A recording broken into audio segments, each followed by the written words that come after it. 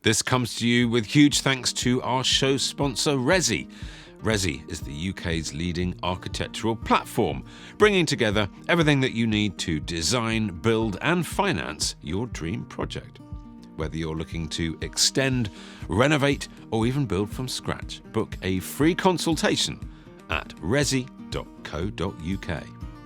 Hello everybody and welcome once again to my Move IQ property podcast. This is season 4, episode 7, and we're going to do a quick look at the top 10 home improvements to consider doing. Where to start? I mean, there are so many to choose from. I just gonna rattle off a few of the first ones that comes to mind and that you might consider. Firstly, seasonal jobs. There are jobs that need to be done in the summer. There are jobs that need to be done in the winter. Guttering, roofing are the two immediate ones that come to mind.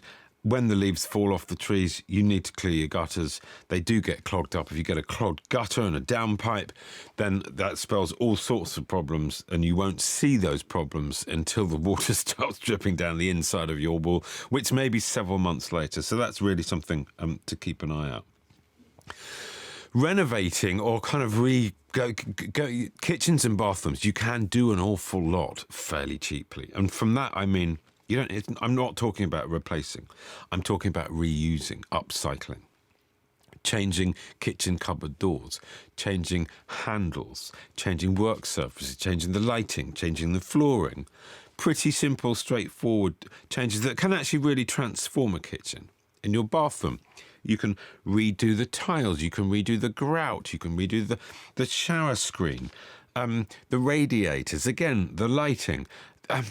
There's an awful lot that can be achieved pretty straightforward, fairly simply and fairly cheaply. The garden. I really believe that the garden adds as much value to the house as a whole as another room. So therefore it deserves and it justifies expense and time and care and thought. Present it, decorate it if you like, want a better expression. Decorate the garden, give it the same thought and care as you would an extra room. And you can do an awful lot in a garden, even if it's a small garden. Small gardens I've seen really successfully done with mirrors. Put lighting in, redo pathways, use pots. It doesn't have to be permanent and it doesn't have to be of major expense, but the garden is a really, really important part. And I think increasingly so. Given what's happened over the last 12 months, people have spent more time in their enclosed environment. The garden is really special. You can make some environmentally friendly changes to your home, pretty straightforward. And I'm not talking about the kind of the bigger or the more expensive options like solar panels and ground source heat pumps. I'm talking draft excluders.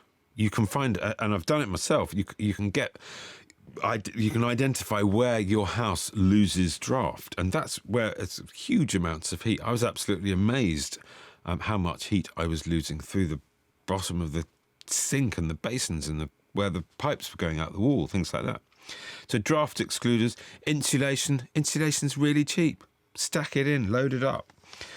Where else might you be losing heat? I think that would be a key thing for me. Do a deep clean. Do a deep clean once a year. Do every room, every surface, every nook and every cranny. Go through it, declutter it, dust it. It's really therapeutic. It's really good for your house. It's really good. It makes the whole place easier to live in, easier to find things, nicer space to live. It's quite joyful. It's good for the soul. So give it a good deep clean. Think about your lighting. And really think about your lighting. And if you're unsure, get some help in, because there's lots of people that can help you with lighting. And it's not just a case of the old ceiling lights. There's so much more that you can change and improve and add to your home and the way it makes you feel with better and more sophisticated lighting.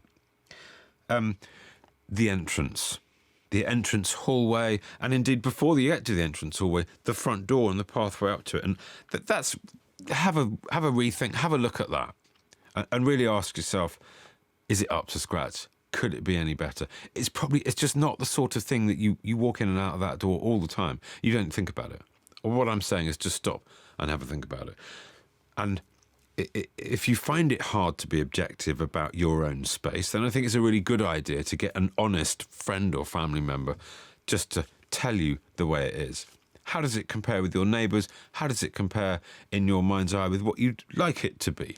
And can it be any better? Again, fairly cheap, fairly easy fixes, whether it's painting, cleaning, brushing, new door furniture, whatever it may be. Get it done. There it is. My quick fixes. Over to you. Enjoy them. Good luck.